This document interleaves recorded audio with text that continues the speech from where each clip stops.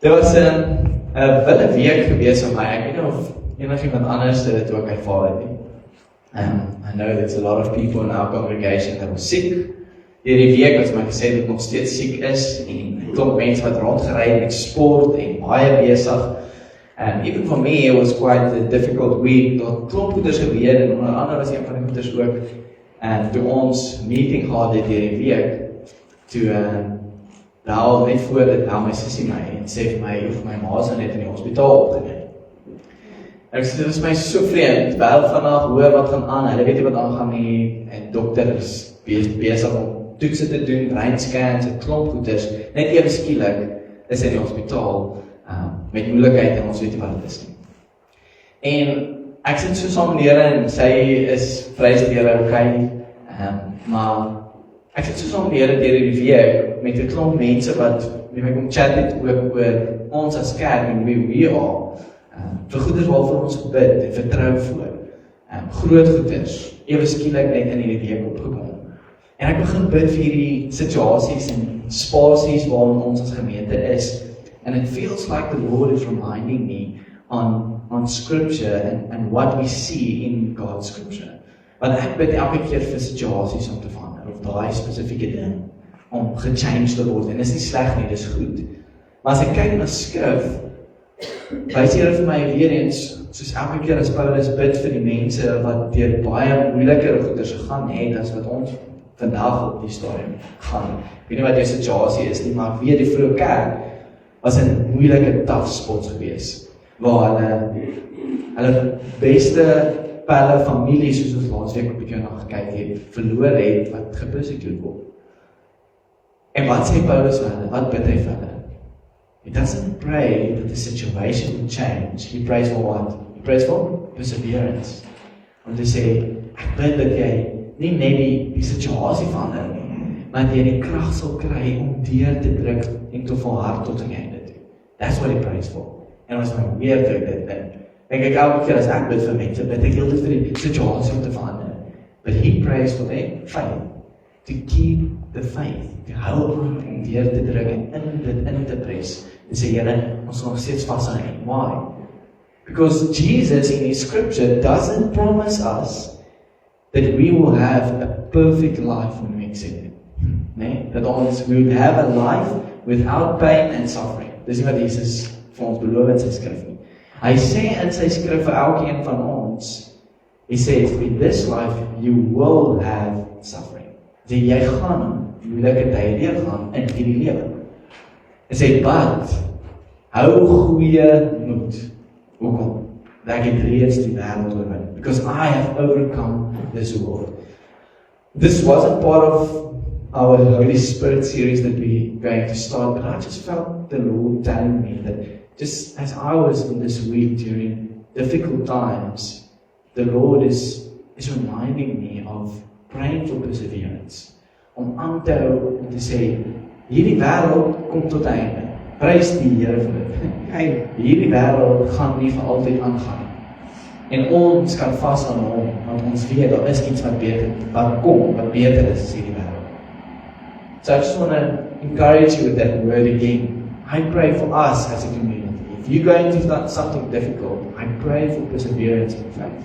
To keep your faith, to keep on pressing in to the Lord and asking Him for strength and power to persevere through this situation. Mag die Here kom ontvou en jou kom dra deur hierdie moeilike tyd. Amen.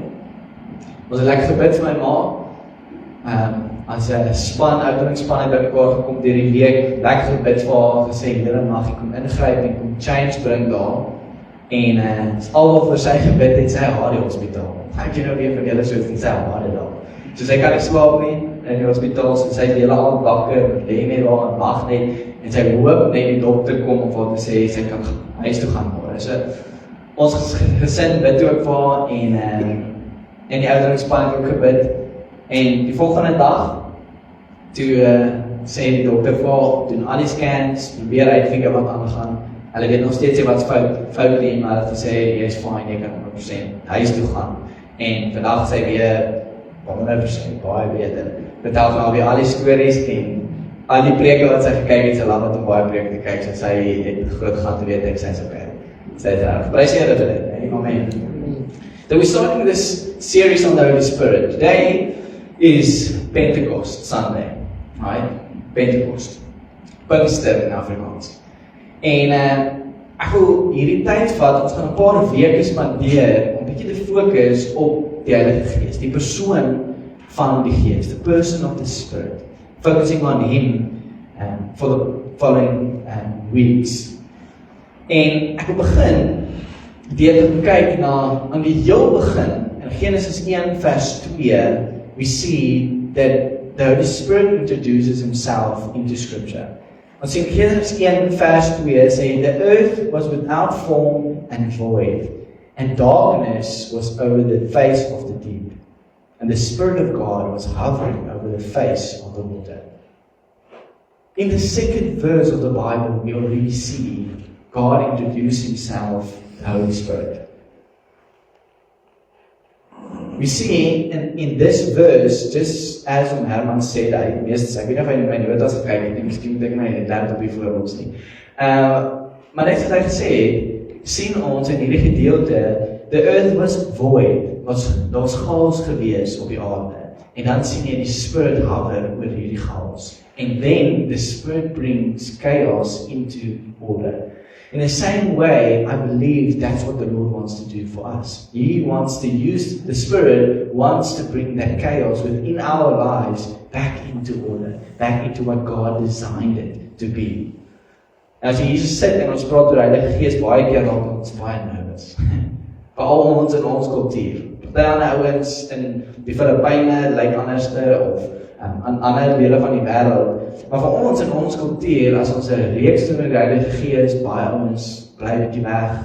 Sê ek sal weer terugkom as ons weer praat oor Jesus. Of ons fokus nie so baie op die Heilige Gees, maak die spasie vir hom. En raak ons bietjie, ons raak partykeer bietjie angstig oor die werking van die Heilige Gees. But can I remind you, in the very beginning, God shows us He is a spirit of order, not chaos. Hy het nie gekom om net weird goeders te doen. He came to bring chaos back into order, and that's the Spirit that we're looking at today.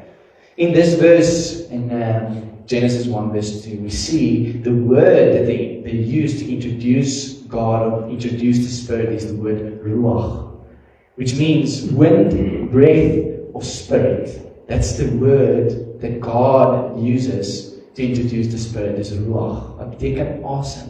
Soos ons asemhaal, hy sê dis, toe God sy asem adem inblaas, is dit waarvan hy praat, die ruach, the Spirit, the breath of God. The word he uses is ruach, as breath. So I just want to take a moment. Vir ons, die Heilige Gees, that we acknowledge the Spirit in the room today, and that we just focus on Him for a while before we go into the Scripture and looking at the person of the Spirit today. Ons gaan nie baie kyk na die gifts en dit kom nog, al die werking. Ek wil vandag net tyd vat om stil te staan op die persoon van die Gees. We know that God is 3 in 1. The Father, the Son, and the Holy Spirit. Ons ken die Vader, we know Him. Ons weet, hy is daar, hy is lief vir ons, hy het sy seun gestuur. Jesus ken ons sien dit in die skrif, ons lees dit, almal van ons hierso ken dit. But the Spirit has become this familiar stranger in the church of today. Ons het gehoor al van hom, but we do not know Him. En ek wil hê dat ons in hierdie reeks stil staan om te sê, Here, we first want to know You as a person, the third person in the Trinity. Mag ons U leer ken, because the Word shows us that we can have a relationship with You. It's not an it. Jesus never speaks about the Spirit as an it. It's someone. It's a persoon wat ons kan leer ken. So we're going to use this series to introduce the Spirit as the third person, the one that we can have a relationship with. So kom ons vat 'n oomblik, waar ek oor toe maak. Mag ons hierdie ruach van die woord van sê, the wind, the breath of God. Mag ons net 'n oomblik vat om fokus. So daarby sit, maak ek oor toe. vra vir die Here, mag U my hart kom voorberei vir dit wat U wil kom doen vanoggend. So ja, sit haal net diep asem in en uit. En in en uit. Yes, Lord, we want to focus on You this morning. Lord, thank You that Your Ruach, Your breath is in us, Lord. That we know because of what Jesus has done, Lord, we glorify You, Jesus. Because of what You have done, Lord, we can have not just God with us, but God in us. Holy Spirit, we just want to spend some time to reintroduce You to us this morning. Here mag U Jouself bekendstel aan ons, mag ons U teenwoordigheid beleef, mag ons op U fokus, Here, mag U van ons kom wys wie U werklik is. That You're not just an experience or a doctrine, Lord, but You are a person that we get to know. Yes, Lord, we breathe You in this morning. Fill us, fill this space, Lord, and may we just experience You this morning. Hallelujah. In Jesus' name. Amen. Amen. So we see that the Spirit is present at the very beginning of God's Word. Maar hy is nie net aan die begin daar nie, hy sien, hy is reg deur tot aan die einde, tot in Revelation, lees ons van die Gees. We read about God's Spirit. Een van die groot belangrikste gedeeltes wat ons van lees, is waar Jesus praat oor die Gees. In John 16, verse 6 to 11, we see the scripture says, "But because I have said these things to you," this is Jesus speaking, "sorrow has filled your heart.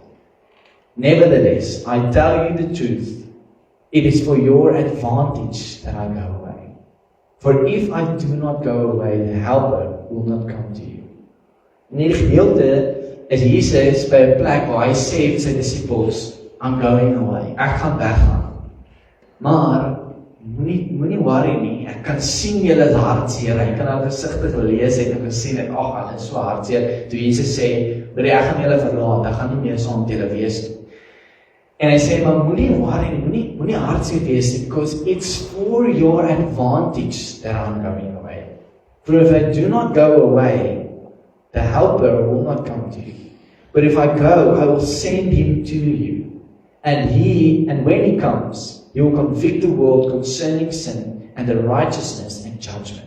Concerning sin, because they do not believe in Me. Concerning righteousness, because I go to the Father, and you will see Me no longer. Concerning judgment, because the rule of this world is judged. The ruler of this world is judged." Sorrow filled their hearts, the word said. They were sad when Jesus said that He would leave them. Net hierdie prentjies skep. Johannes spandeer amper 'n kwart van sy gospel. Van die 3 jaar wat hy praat oor die saamloop saam met Jesus, hy was een van die Jesus se closest beste pelle, en hy spandeer 'n kwart van sy gospel op een aand. Net een. Die aand net voor Jesus gekruisig is. So hy vat, jy kan gaan kyk, daar Johannes 14, 15, 16, 17, dis alles deel van een aand wat gebeur het. And what He tells us in His gospel, in this one night, Jesus spoke a lot about the Spirit. Hy het baie gepraat oor die Gees wat Hy stuur. Hy het gesê, "I have sent someone like me," iemand wat soos ek is. En in hierdie gedeelte weet ons dat, soos Johannes sê, hulle harte was seer geweest toe Jesus sê, ons gaan. Hoekom? Because they still had a picture of Jesus sitting on the Roman Empire throne. Dis wat hulle gedink het. Hulle het soos, yes, Jesus is hier om ons te kom red uit hierdie uit, hy gaan op daai troon sit, en hy praat nou van dat hy weggaan. En dit is asof Jesus probeer, al het hulle reeds die idee van wat dit behoort te wees, wat dit moet wees, hulle eie idee van hoe goed dit kan wees. We see that Jesus is trying to convince them or show them something that's better. Maar omdat hulle al reeds die idee gehad het van wat dit kan wees, of wat dit moet wees, het hulle nie geglo, of was nog steeds hartseer gewees met dit wat Jesus gebring. Ek weet nie of jy dit al beleef het nie, maar dis is, miskien is jou kids ook so, nee, hulle het 'n baie spesifieke idee van wat hulle wil hê, hoe dit moet lyk, waar dit moet wees, en partykeer kan jy dit nie vir hulle gee nie, nee? Partykeer is dit soos, nee, dit moet op 'n ander manier gebeur, ons kan nie so toe gaan. Een van die kere in my lewe wat dit gebeur het, was ons was met vakansie gewees in Mosselbaai. Great, daar's duisende mense gewees, en daar's meer mense vandag, oor Desember vakansie is daai tyd, maar daar was baie mense gewees. En Mosselbaai en Hartenbos was aan die brand. En ek onthou, ons het so elke dag pad see toe, het ons verby hierdie rugbyveld gery, waar hierdie opblaas en springkasteel tipe van goeders is, waar hulle paintball speel. En yes, ek wil net so graag paintball gespeel het, want ek was in die hoërskool en ek het nog nooit paintball gejoin nie. En ek het my ouers gesê elke dag, yes, ek wil dit gaan doen, ek wil dit gaan doen. Tot een dag, waar my ouers se pelle, se kids, Frans hulle, het gesê hulle gaan paintball speel. Ek sê, hier is my kans, ons gaan nou paintball speel, ons gaan inklim in hierdie ding, en ek is so excited, ek sê nog die hele tyd dit wat ek wil doen. En in nou ek besef my ouers, as ek hierdie doen, gaan hulle planne nie uitwerk nie, en dis waartoe ons al reeds op pad is, gaan nie lekker werk nie, en hulle my probeer convince, dat dit beter is, om saam hulle te gaan, as om paintball te gaan speel dat dag. Dis wat hulle probeer doen, hulle convince my, of probeer my convince, nee, ons gaan dit doen, en sê vir my, luister, as ons terugkom in Rissenburg, waar ons gebly het, terugkom in Rissenburg, dan gaan ons gaan paintball speel. Daar's 'n nicer baan, alles, die opblaas, springkastele, en dis 'n hele baan wat gebou is, beter kans, hulle probeer. Maar my hart, al die pad, jakkels vlei, toe is nog steeds hartseer gewees. Why? Want ek het die idee gehad van dit gaan wees, en eers ek gaan so lekker paintball speel. Ek moet sê, ons het nie teruggekom en paintball gespeel in Rissenburg nie. En net voordat ons het elke jaar gesê, ons gaan net vir daai 6 jaar wat ons nie paintball gespeel het nie, ewe skielik te maak die paintballbaan toe kon ons maar gejoin het nie. So, ek nog steeds 'n ding wat ek moet vergeet in my hart, vir my ouers. Maar dis hierdie selfde idee wat hier besig is om te gebeur. Jesus sit saam met sy disippels en sê vir hulle, dis beter vir my om te gaan as wat ek bly. As ek nie gaan nie, dan kan die Gees nie kom nie, dan kan die Helper nie kom nie.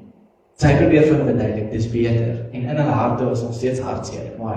Because they had a set idea of what would be the best for them. Jesus on the throne of this world, overthrowing the Roman Empire, and them sitting in this palace, being his right hand and left hand men, mense wat dan in die koninkryk leiers word, in hierdie Roman Empire, wat dan Jesus in die Empire word. That's why they were sad. But Jesus says, it's for your advantage that I go away. Dis beter vir jou, dis goed vir jou, as ek weggaan. Ek wonder partykeer of ons dit glo vandag. Do we believe that? So 'n keer praat ek met mense en het ek hierdie conversations waar mense sê, yes, ek weet, ek hoor jou alles, maar miskien het jy ook hierdie gesê, as ek net een keer vir Jesus in my kamer kan sien, en met hom gesels, face to face. Dis ons taalgebruik, is yes, dit sal amazing wees, as ek net een keer daai connection met die Here kan hê. Vra baie keer die vraag, hoe sal jy lewe verander, as Jesus in die kamer ingestap het vandag en met jou gesels het? Fisies, jy kan hom sien, jy kan hom omvat. How would your life change? Wat sal jy doen daarna? Hoe erg sal jy hom pursue? But this is what the Lord says, it's even better to go so that He can send His Spirit. Dis crazy om dit te doen. Wat kan beter wees as die fisiese teenwoordigheid van God met ons?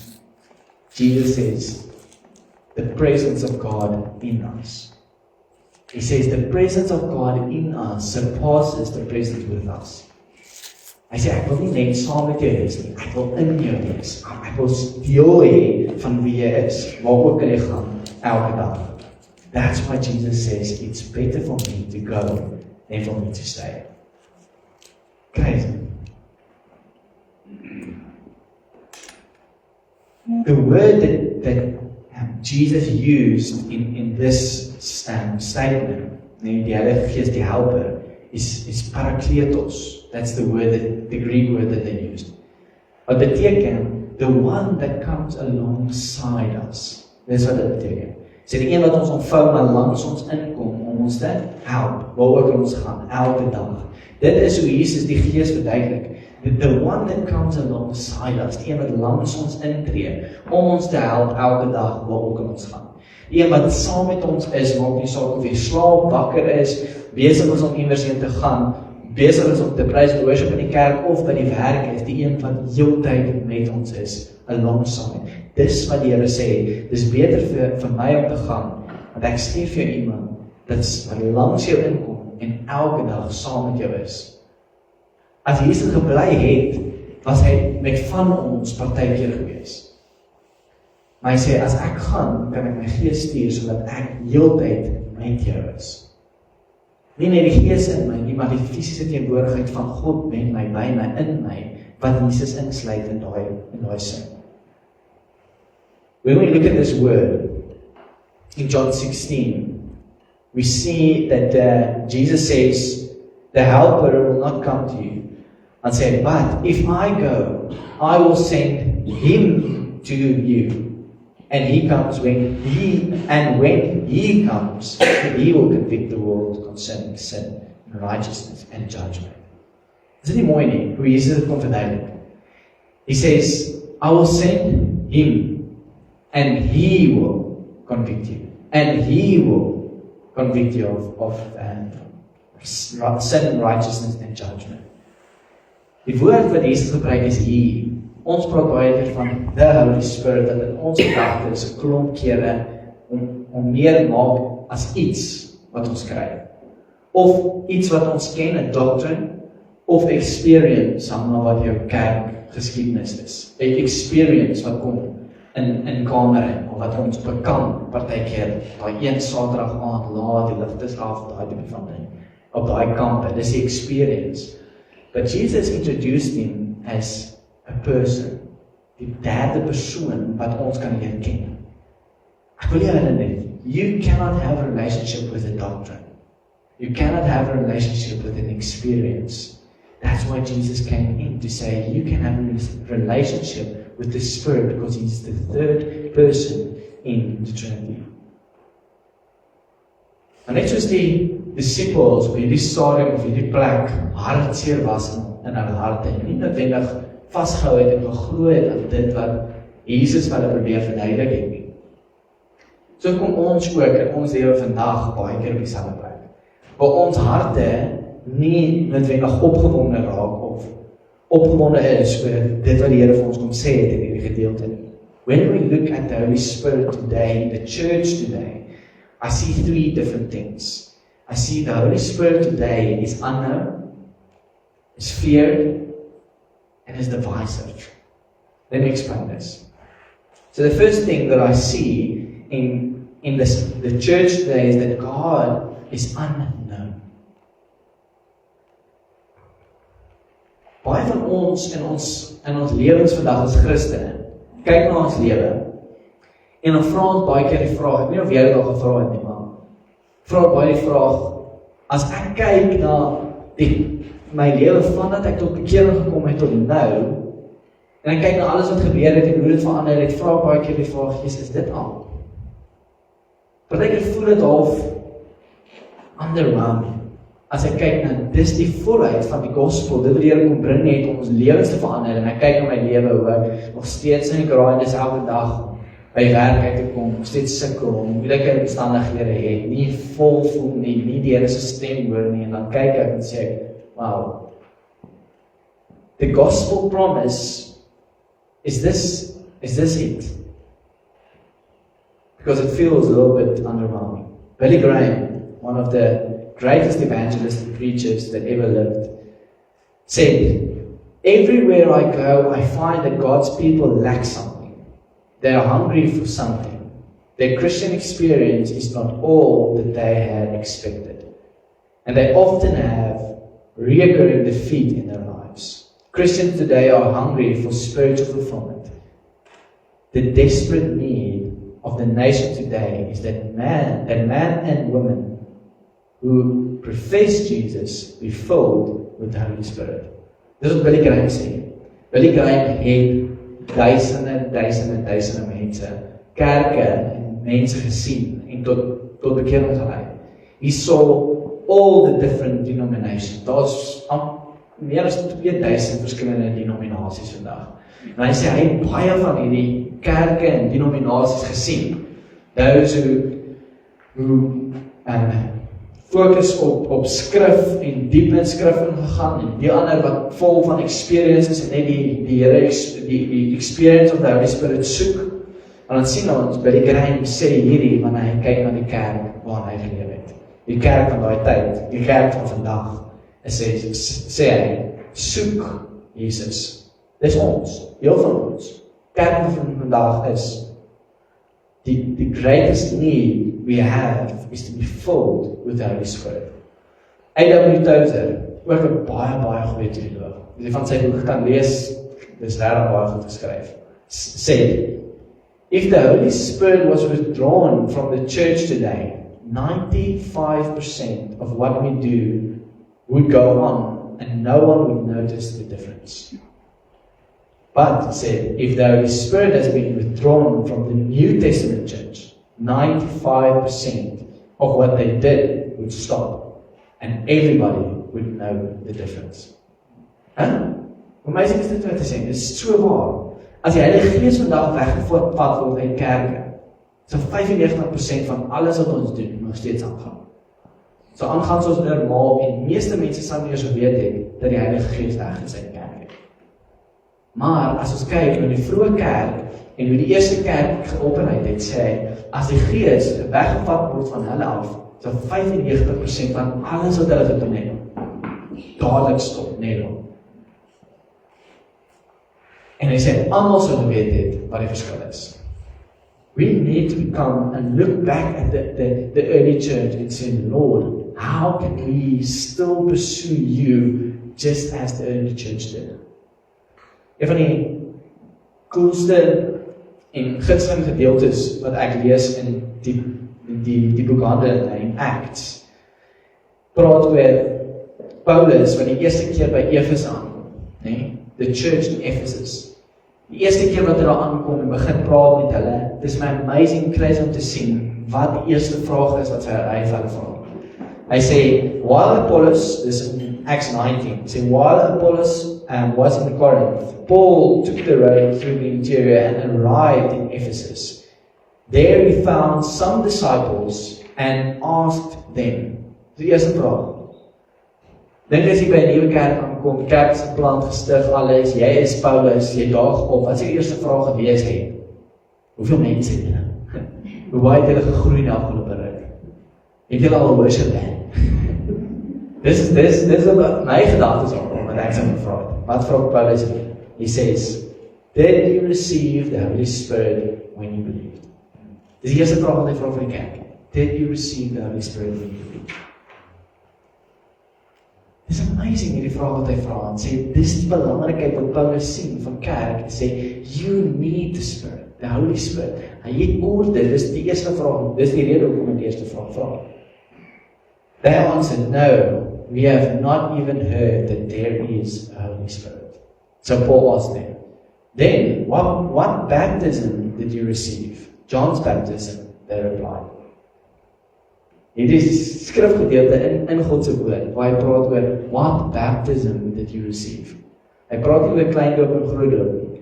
Hy praat oor die feit dat in die woord is daar verskillende baptisms that we read of. And one of it is the baptism of the Holy Spirit. Dis waarvan hy praat in hierdie gedeelte.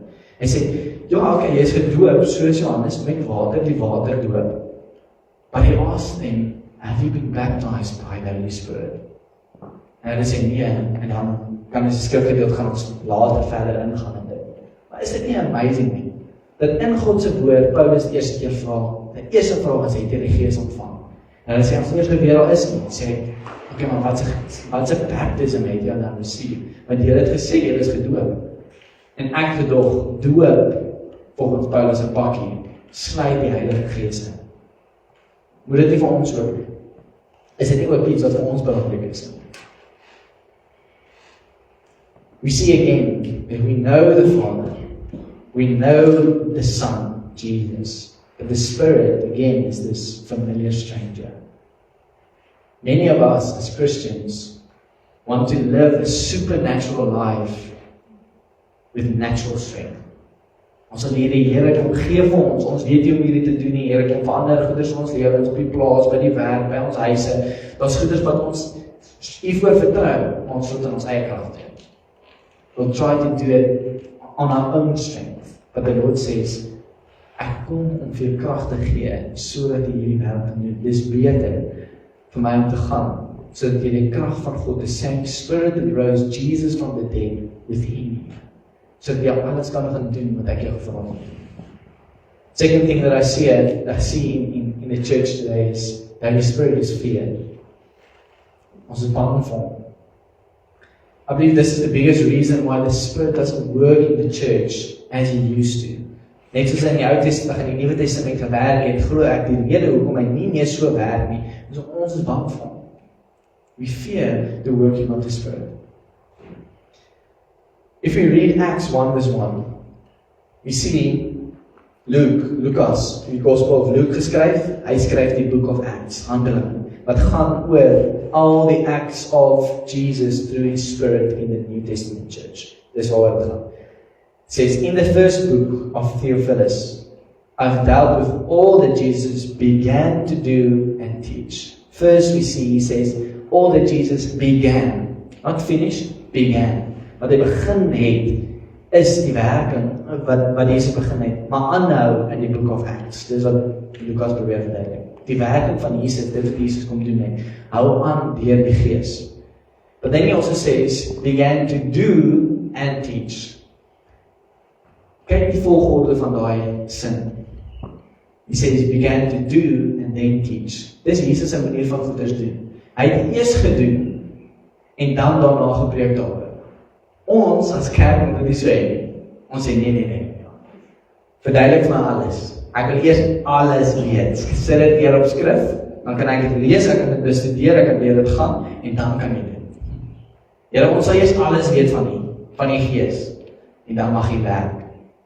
But Jesus His way is doing.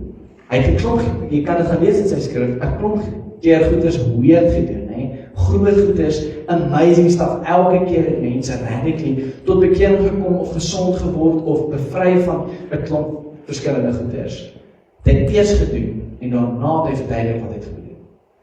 In the same way, this is what the Lord wants to do through us, through His Spirit, is to do first, and then to show us, and through His scripture and doctrine, wat beteken dit, hoe werk dit, dis hoe die Nuwe Testament gedoen het. When we look at the story of the New Testament, as ons kyk na hierdie skrifgedeeltes na die Gospel, we see that the story is about ordinary people, normale mense, elke dag mense, that experience God in various different ways, and then coming to understand the experiences within Jesus' teaching. Sê, normale mense sien hoe God werk, sien dit raak, en dan daarna begin hulle verstaan wat die Here besig is te doen, nadat hulle sien het wat die Here doen, deur normale mense. It's important that the Christian life without experience is dangerously becoming dull. Ons lewe sonder die experience van God se Gees in ons en deur ons is besig om afgewater en gehou te word in ons geloof. Dis kom dit vir ons. It is amazing om te sien hoe die Nuwe Testament kerk hoe radical hulle was en alles wat hulle gedoen het. Jesus, hulle het voluit gegaan vir die Here. Woord soos ons laas gesê het, hulle het letterlik alles wat hulle gehad het. Hulle plaas, hulle bakkie, hulle huis, hulle besittings, alles verkoop en terugbring na die kerk en sê, man, vat hierdie, geef my net wat ek nodig het, ek deel die res uit vir die wat ander mense wat ek nodig het. Hierdie mense het so radical gelewe, omdat hulle actually God met hulle gehad het en gesien het beweeg die Here en sê, Here, ek wil alles wat ek nodig het, is in U. nie in dit wat ek het nie, maar in U. En sê as gevolg van die feit dat hulle gelewe het met die Gees elke dag en gesê het, hulle het geglo die Here kom môre. So ek het nie al die goeders nodig nie, want Jesus is genoeg en ek weet hy kom terug om my na sy koninkryk toe vat en dis genoeg vir hulle. That's how they lived. They didn't fear the Spirit. Woord sê, partykeer het Paulus of het Petrus en die res van die disippels geloop en hulle skaduwee het oor mense wat siek was of verlam was, net hulle skaduwee het oor hulle gegaan en daai mense het ewe skielik gesond geword. Dis hoe hierdie mense geleef het in die Nuwe Testament kerk. We need a deep understanding of Scripture, deep, but equally important, we need to see the power of the Spirit in the church. Altogether. Lastly, we see that the Spirit is divisive. Dis nie dit behoort te wees of dis nie sy natuur nie, maar in die kerk vandag sien ons die twee verskillende kerke. Baie keer as ons gesels, veral mense wat in teologie is, of teologie geswat het of 'n predikant is, in ons kultuur, vra die mense vir my, is jy pastoor of is jy dominee? Nee? Vra vir my, is jy pastoor of dominee? Ek wil net weet, want ek is nie een van die happy klein kerk. Dus soveel mense dan wacht ek, dan chat ek lekker saam met hulle. Sê maar, dis ons manier van kyk na kerk vandag. Of jy is in 'n kerk wat geesvervuld is, kyk na die gees, of jy is in 'n kerk wat fokus op die Bybel. En daar's die divide. Ons praat vandag so. En jy weet self, miskien was jy so in die lewe by verskillende kerke gewees. Miskien was jy in 'n kerk wat sê, nee, ons fokus op die Here, op die Bybel, dus alles Bybelskrif. Of ek fokus op die gees, en ek major in die gees. Some churches major in the teaching of the Bible, thoroughly, thoughtfully, but the experience is largely absent. Others major in the experience of the Spirit, but then downplay the Scripture as a shadow script for spiritual pep talks. Wat bedoel met dit is, aan een kant, praat die ouens so diep en gaan ver diep in teologie in die skrif in exegese om dit uit te haal en sê, kom ons kyk na dit, wat beteken dit, van waar af kom dit, en die skrifte verstaan en is goed. Maar aan die ander kant, neglect hulle die werk van die Gees, dit wat die Gees wil kom doen, supernaturally. En aan die ander kant kry ons kerke wat so erg op die experience van die Gees fokus, en dit is goed. Ons sê ons invite die Here, ons invite die Gees om te doen wat hy wil. But we downplay the Bible. Ons gebruik net partykeer skriffies om ons te help in ons experience, om het beter te maak. Ons gebruik 'n skrif en lees dit, ons gaan nie diep in die skrif in van wat dit beteken. En ons kerk vandag het ons either or. So of is in 'n kerk wat geesvervuld is, of is in 'n kerk wat by die Bybel teach en fokus op die Bybel. Maar as ek die woord lees en na die skrif kyk, then the Spirit in God's church, it shouldn't be either or, it should be both man. Sê ons moet 'n kerk wees wat voluit in die skrif ingaan, diep teologies die Here soek en sê Here verduidelik vir ons uit die skrif uit wie hy is, wat hy wil kom doen, hoe dit moet lyk vir ons as kerk. Maar in dieselfde asem, Here kom doen wat u wil kom doen deur die Gees in ons kerk. We want to see people getting healed. Ons wil mense sien vry word van goeders wat hulle vashou. Ons wil sien hoe die Here supernaturally profetiese woorde omgee in die kerk. It's not either or, it's both and. Dis wat die kerk behoort te wees. Yes to the Holy Bible and yes to the Holy Spirit. Al twee saam in dieselfde kerk. That's how it should be. Dis wat ek sien in God se woord.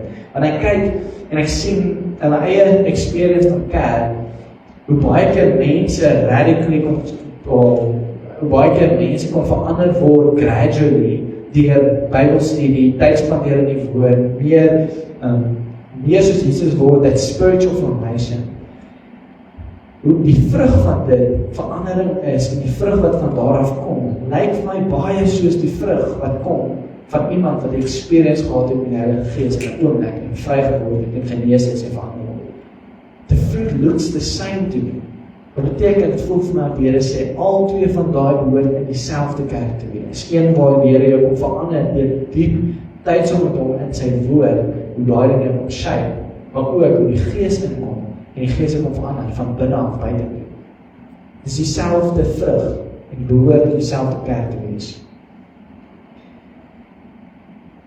Ek wil afsluit met hierdie, vandag is Pentekost, ons kyk na wat gebeur het in Jesus' tyd met Pentekost. In Acts 2 verse 1-4 we see Pentecost, en ek gaan ek duidelik rondom wat dit is. When the day of Pentecost came, they were all together in one place. Suddenly, a sound like a blowing and violent wind came from heaven and filled the whole house where they were sitting.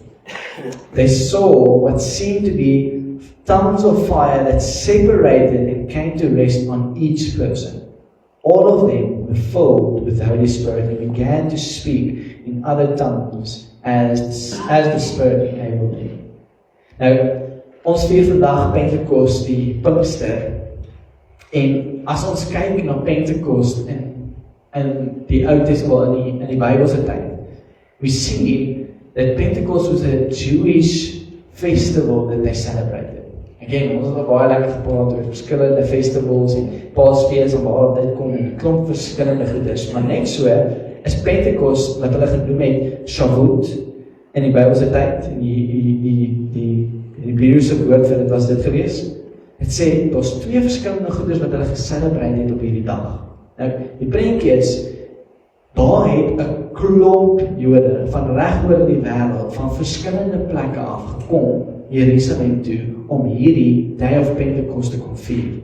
So, dit was 'n week of so gewees, waar hulle tyd spandeer het, saamfees gevier het, dit was festive gewees in Jerusalem. Dit was lekker om daar te wees, dit was 'n partytjie gewees.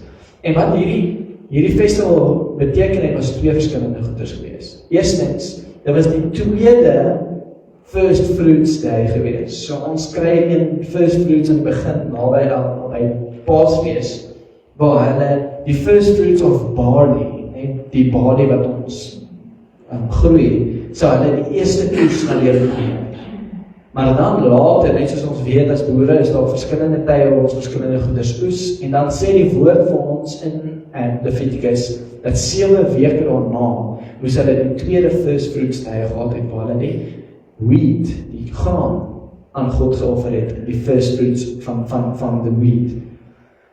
So dis die rede hoekom hulle by mekaar gekom het, om vir God iets te kom gee. Maar die tweede een is, die Jode, lang voor Jesus, het lang gevoel, dat al hulle festivals, behalwe hierdie een, is connected om die Jewish en Hebrew roots te celebrate. Alles het iets gewys, of die uittog uit Egypte uit, maar hierdie een, sê hulle het nie iets oor dit gehad nie, so toe wat doen hulle? Toe gaan koutjie leid hulle. Wat het gebeur op die Day of Pentecost, wat so belangrik is, en wat sien hulle? Die Jode sien, that the Lord gave the law of Moses on the Day of Pentecost. Dis wat gebeur het in Moses se tyd. Dieselfde tyd, wat ons Pentecost, wat hulle Pentecost vier, lang in hulle geskiedenis terug, they celebrated God giving the law of Moses, die wet, op hierdie dag. Crazy. Om te dink op dieselfde dag, wat God die wet gegee het, om stort hy sy gees uit. Om gee die gees. Amazing. They was all festive together in tongues of fire, sê die woord vir ons. Ewe skielik sit hulle in die boventrek, en hulle wag op die Here, dit het die Here gesê, hy gaan stuur. Ewe skielik, tongues of fire in die lig, ewe skielik net die vuur in die vertrek, en gaan sit op al die verskillende mense, waar is 120 mense, gaan sit so op hulle kop en die sien die vlammetjie bo hulle kom. Hulle gaan uit en almal sien dieselfde ding. Hierdie Jode wat van reg oor die wêreld kom, ewe skielik sit en kyk na hierdie vlammetjie wat op hierdie mense se koppe is en hoor hoe hulle in verskillende tale besig is om te praat. Tale wat hulle weet daai mense nie ken nie. Nou dit was actual mense tale gewees wat daar gepraat het. So ewe skielik het al hierdie mense, kom ons vat ons as in hierdie vertrek, al die mense hier begin om of Duits te praat, Italiaans, Hebreeus, ons het verskillende tale gepraat, en toe ons uitgaan, te verstaan die mense wat buite is, van daai lande, verstaan toe hulle.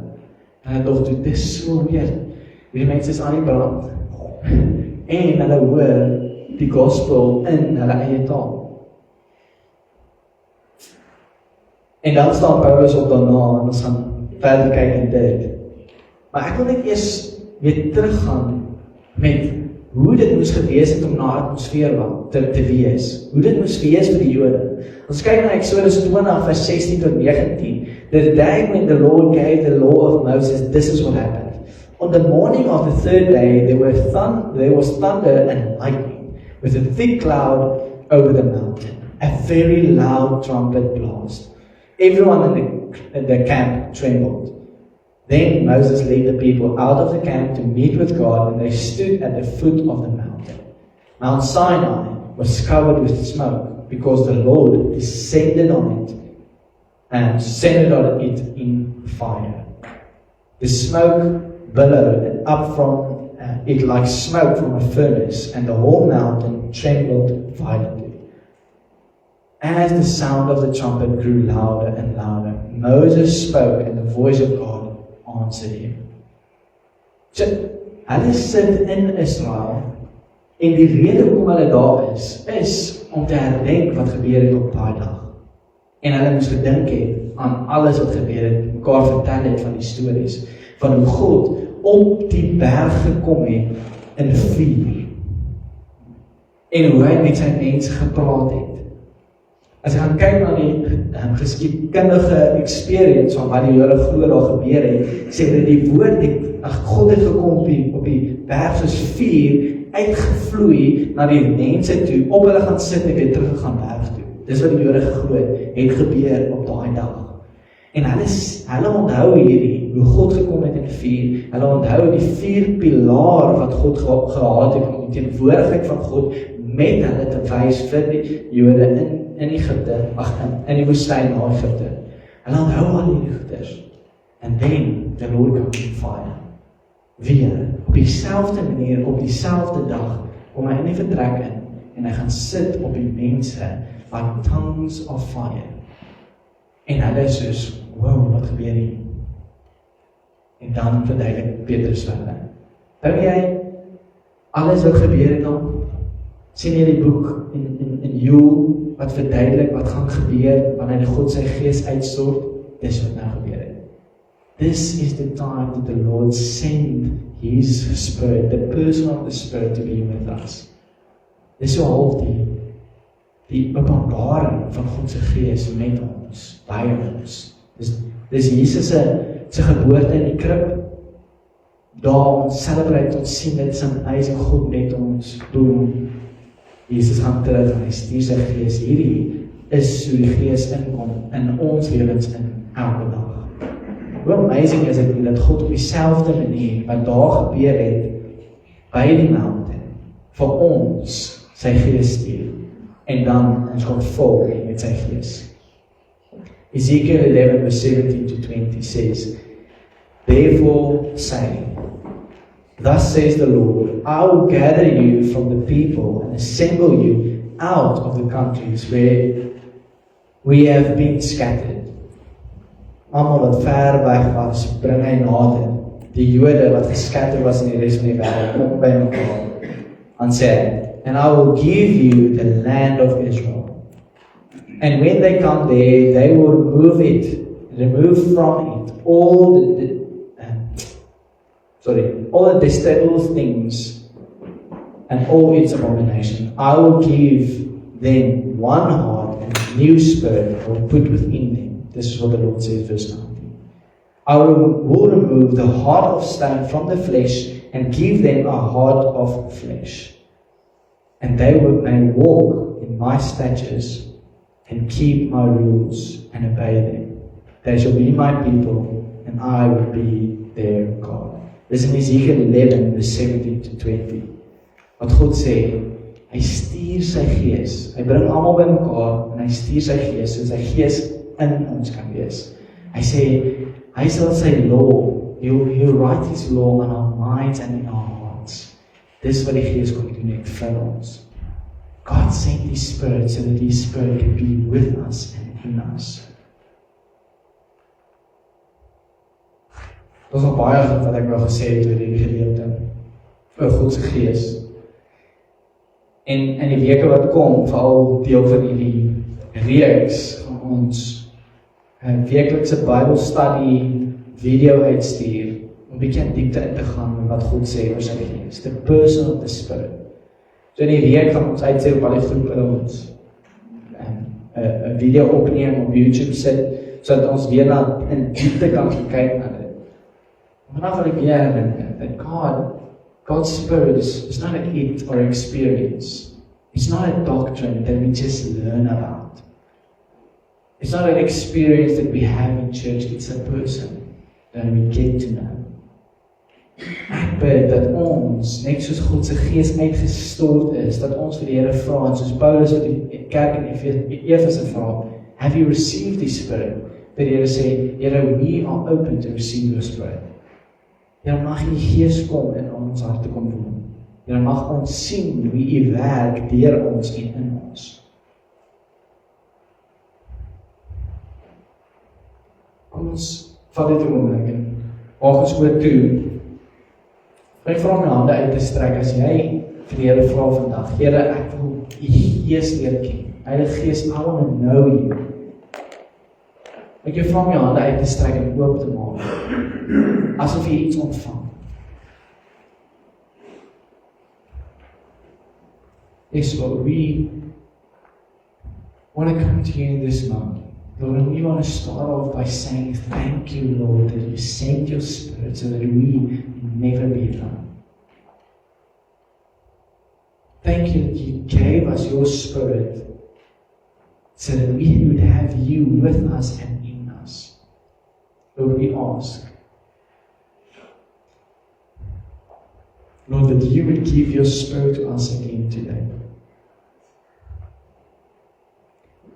We want to receive You, Lord, and we want to know You, Holy Spirit.